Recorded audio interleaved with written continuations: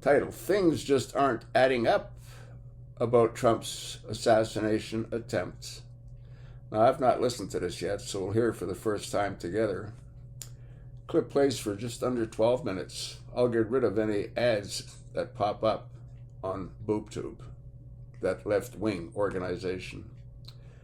So let's have a listen.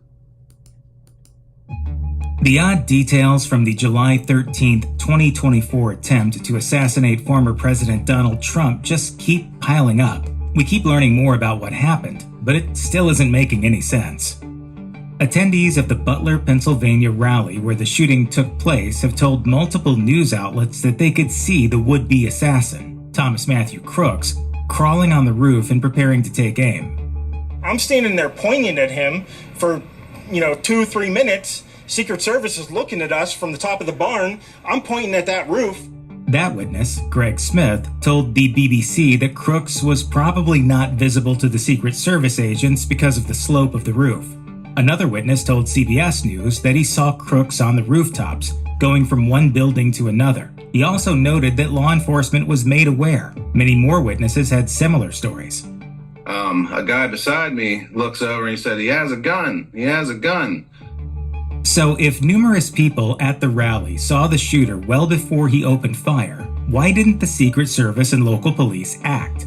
This seeming negligence has led numerous people, including Elon Musk and Speaker of the House Mike Johnson, to call for Secret Service head Kimberly Cheadle to resign or be fired. Trump's stage was located in front of 3 side-by-side buildings with sloped triangular roofs. There's another smaller building, kitty corner to the stage area, and a larger factory on the other side past some trees. Even though the roof of the building, an AGR International building, was the furthest of all available roofs at around 150 yards, it was certainly within range for an assailant to make a fatal shot with an AR-style rifle like Crooks had. So why wasn't anyone posted up there? ABC News reports that the Secret Service is currently following this exact line of questioning. Crooks was wearing what's been described as gray camouflage while remaining as still as possible once he got in position. After Crooks fired several shots, the Secret Service counter-sniper team at the scene shot and killed him, but they were also quite a distance away from his position, on different rooftops. Where were the agents that seemingly should have been on the AGR building roof? As an unnamed former Secret Service agent told NBC News, someone should have been on the roof or securing the building so no one could get on the roof. According to officials, plenty of people agreed that the AGR building was a security threat. What's much less clear is whose responsibility it was to secure it. Sources told NBC News that although the Secret Service had identified the building as a potential problem, they had also told local police to take the responsibility for securing that particular building. However, Butler County District Attorney Richard Goldinger said, "The Secret Service ran the show. They were the ones who designated who did what. To me, the whole thing is under the jurisdiction of the Secret Service." I would have expected that they would have had that building secured. Several days after the shooting, news outlets were still not reporting any concrete answers as to how Crooks got up on the roof or why the building hadn't been included in the Secret Service's secured perimeter. In an interview with ABC News, Secret Service Director Kimberly Cheadle acknowledged that there were a number of buildings in that outlying area that were similarly assigned to local law enforcement for security. But she also noted, "The Secret Service is responsible for the protection of the former president." We know from Cheadle herself that the security of the nearby AGR building had been delegated to local police. The Secret Service director also offered an explanation as to why no one was on the roof, telling ABC News, "That building in particular has a sloped roof at its highest point, and so there's a safety factor that would be considered there that we wouldn't want to put somebody up on a sloped roof." That's absolutely asinine, because if you take a look at the Secret Service snipers, they're all on sloped roofs. So that comment that she made is completely asinine. So the decision was made to secure the building from inside. There have been reports from the BBC and other outlets that there were 3 So the decision was made to secure the building from the inside, but it wasn't secured from the inside, was it? snipers inside the AGR building. But a police spokesman told the New York Times that wasn't the case. They said that their officers were in an adjacent building. The Times reported that multiple local law enforcement agencies contended that their counter-snipers were positioned on the second floor of a different building and had been specifically instructed to watch the crowd, not to secure buildings. Likewise, several former Secret Service agents have also stated that a sloped roof is not a factor that unconditionally rules out a building as a location for a sniper or other officers. Some have pointed out another nearby building with an even steeper sloped roof was occupied by Secret Service snipers at the time of the shooting. An ad just popped up. I'll get rid of it. According to the Washington Post, 86 seconds passed between bystanders' first attempts to warn authorities and the shooting. It has also since come out that local law enforcement officers had been aware of Crook's presence, and that he had been acting suspiciously long before that. In fact, there's evidence authorities had flagged Crooks as a potential threat well before he climbed the AGR building. There have been reports that officers saw Crooks scouring the grounds with a rangefinder. An unnamed U.S. official told NBC News that Crooks had been described as pacing back and forth and behaving in a noticeably strange way while near the magnetometers that had been set up for rally security. Local authorities considered Crooks suspicious enough that they had set off to pursue him on foot, and reportedly relayed that information to the Secret Service. Former Secret Service agents have questioned why plainclothes agents were not sent to respond to the reported threat of Crook's presence nearby the rally, though there have been some reports that agents were after him and lost sight of the shooter. According to CBS News, two sources familiar with a congressional briefing on the assassination attempt said agents relayed the sighting of Crooks by radio by 5:52 p.m., about 19 minutes before he shot at Trump. Sources also told NBC News that Pennsylvania State Police were aware of Crooks as long as an hour before the shooting. But that rally should have been canceled and Trump should have been removed. I mean, this whole thing's absolutely insane. It took local authorities 30 minutes to relay that information to the Secret Service. Senator John Barrasso of Wyoming told NBC News that the Secret Service's briefing to Congress was a, quote, cover-your-ass briefing, noting that the shooter had a rangefinder, a backpack, and then they lost sight of him and never really followed up on that. One source told Fox News that sometime on Saturday, Crook's parents notified police that their son was missing along with his father's AR-style .556 rifle. Police have not revealed what, if any, action they took after being contacted by the would-be assassin's family. With all that lead time and a clearly identified threat, it's unclear why Trump was allowed to take the stage at all. The only reason he was allowed to take the stage is because they wanted him whacked. And you know who they is, don't you? To ABC News, law enforcement officials said Secret Service snipers locked onto Crooks 11 seconds after his first shot, and 15 seconds later, they shot him dead. That may seem fast, but in a heated moment like that, every second counts. Where was the hair-trigger reaction? Two retired snipers, a former Secret Service agent and a former Marine sniper, told the Washington Post the slant of the roof and the surrounding trees likely made it difficult for the two counter-sniper units to acquire their target. Jason Lawless, a retired officer who worked as a sniper with the Tulsa Police Department, said after Crooks took his first shots, one of the snipers on the northern team flinched and took his eye away from the scope before resetting his position. Before Crooks opened fire, the second sniper team, the southernmost one, reoriented itself, which the Post suggested could mean it was aware of the threat. Audio experts heard 10 gunshots across the footage of the incident. They told the Post that the first 8, fired over 6 seconds, had similar audio signatures. Immediately after this flurry of bullets, another came from a different location, followed by the final shot 16 seconds after Crooks began shooting. Both had different acoustic characteristics than the first 8.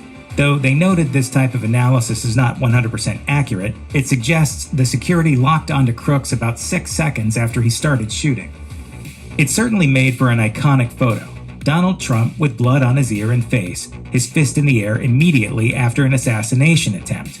But should agents have allowed him to put parts of his body back into the line of fire? Or retrieve his shoes, which came off when he hit the deck? Let me get my shoes on. Yes, Crooks was confirmed to be down by then, but Secret Service agents are trained to assume there are multiple shooters. If there happened to be another on July 13th, the former president might have been killed.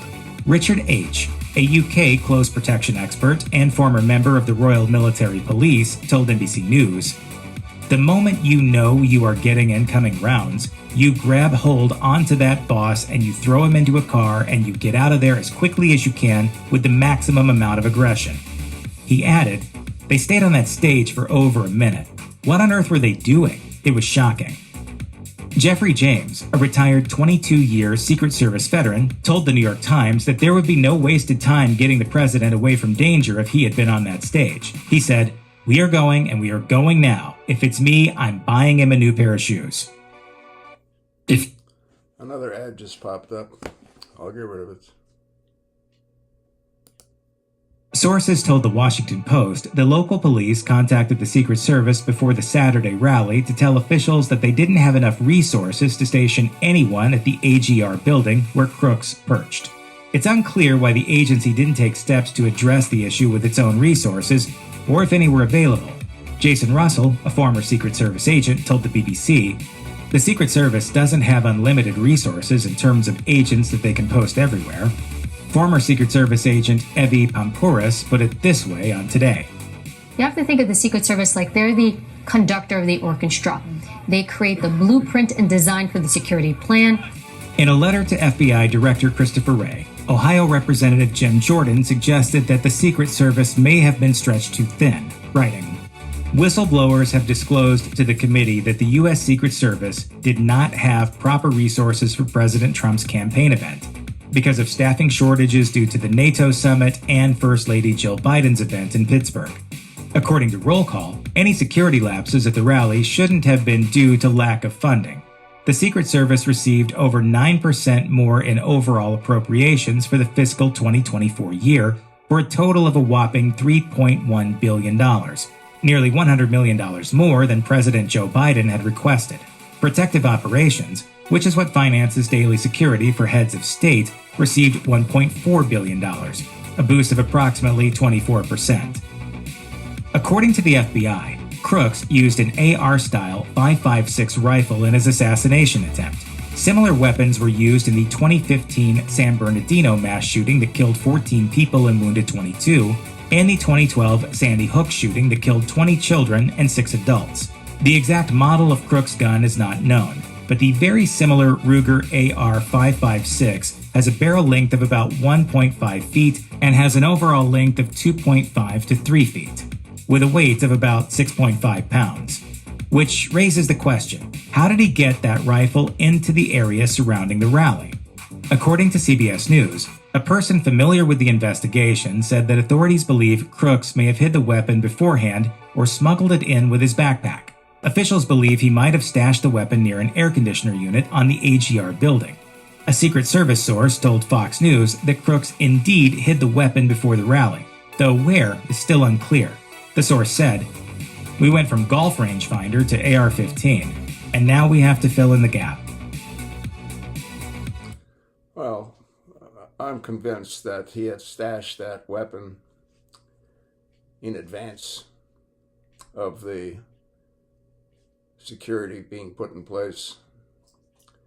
And I wonder if that weapon, whoever manufactured it, is going to go out of business the same way as Remington went out of business. Because reportedly Adam Lanza used a Bushmaster at Sandy Hook, and they're no longer in business because of that. This whole thing's crazy. How about the Uvalde shooting? How come that company that made that weapon isn't out of business? Can you see how insane all this is? I'll attach the link. Let me know what you think. Personally, I think it was set up to get Trump whacked. By who? By the same organization that pulled off 9/11, Route 91, Sandy Hook, Parkland. Remember those 4 officers leaving the side door at Parkland? How come that wasn't ever fully investigated? And the school teacher, what did she say? I looked down the hall. I said, what are they doing here? She saw someone dressed and looked like a policeman. Face mask, shield. He shot at her with his AR-15. Stacy Lapel even testified to Congress, but Congress is worthless. Nothing ever came of her testimony. And no one looked into trying to find out who those 4 officers were and why they were carrying a duffel bag leaving an active shooting scene. Well, this isn't rocket science. The pieces of the puzzle couldn't be any clearer to me. How about to you? I can't do this alone, folks. Pass it along, and thanks for listening.